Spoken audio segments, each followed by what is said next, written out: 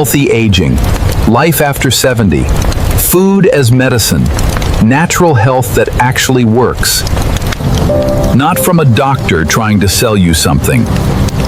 Not from an influencer with a ring light. From people who lived past 100 and earned every single word.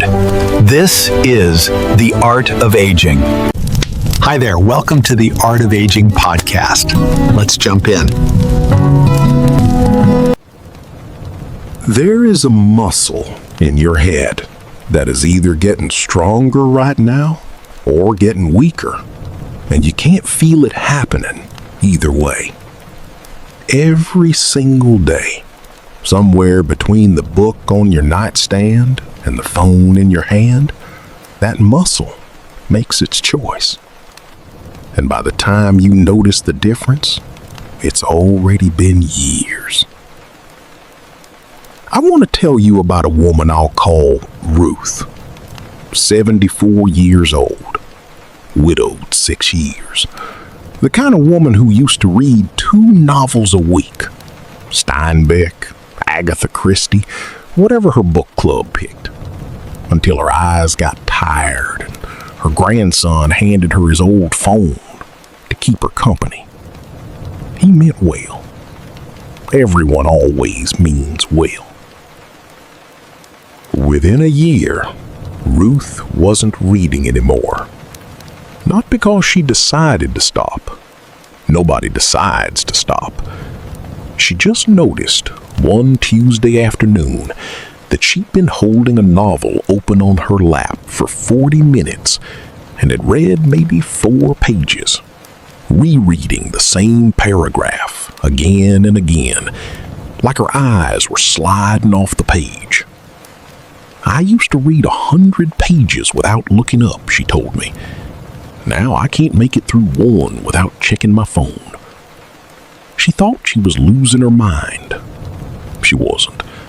She was losing something else. Something specific. Something that has a name. Here's what was actually happening to Ruth, and what's likely happening to a lot of us, quietly behind the scenes. The part of your brain that lets you hold a thought, follow an argument across 3 pages. Remember the husband from chapter 2 when he reappears in chapter 9. That's largely the prefrontal cortex. It's the part of you that does sustained attention, deep focus, the slow, patient work of following one thing for a long time. Scrolling trains the opposite skill. Every swipe is a tiny reward, a new photo, a new headline, a small hit of novelty. And your brain, which is wired to chase novelty, starts to expect that rhythm. Fast, shallow, switching constantly. Researchers who study attention have described this as a kind of continuous partial attention.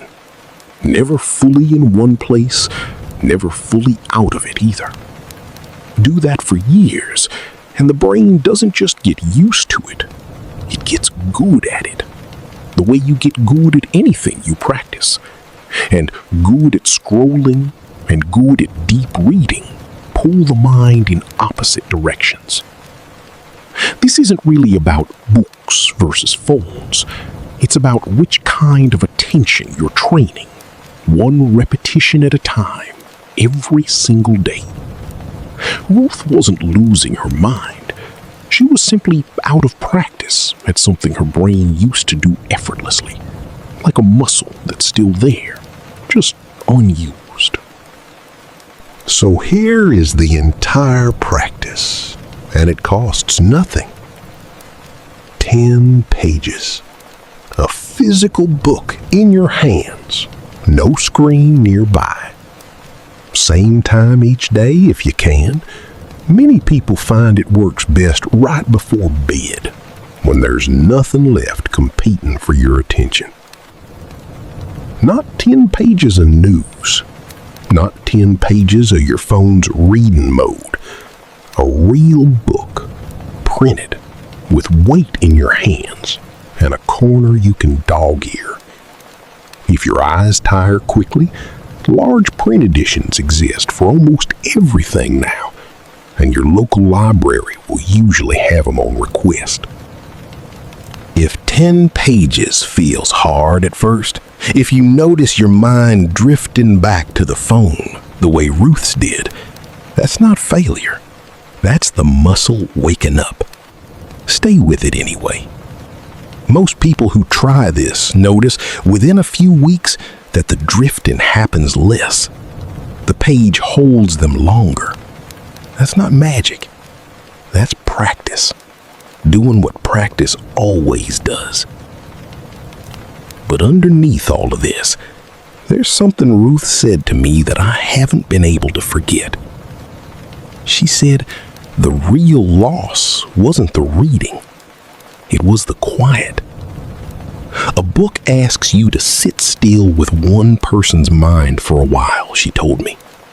The phone never asks you to sit still with anything.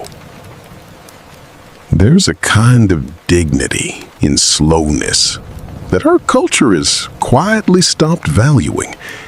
The dignity of finishing a thought before reaching for the next one, of sitting with a single story long enough to let it change you a little, instead of skimming 100 fragments that change nothing, because none of them stayed long enough to land. Ruth started reading again, not because a doctor told her to, because she missed who she was when she had the patience to be fully somewhere, fully with something, for more than 90 seconds at a time. Maybe that's the real practice, not just protecting the brain, protecting your own capacity to be present for a book, for a grandchild's story, for your own thoughts in a world that keeps offering you the easier, faster, emptier thing. 10 pages a day in a physical book, away from screens. It costs nothing and asks for very little, just attention, held a little longer than feels comfortable at first. What it gives back over months is a mind more able to focus, follow, and stay in books, in conversations, in your own life. This episode reflects personal perspective and general information, not medical advice. If you have concerns about memory, attention, or cognitive changes, please speak with your doctor. If this reached something in you, send it to one person who needs to hear it today. Follow The Art of Aging at Art of Aging Podcast for more conversations like this one.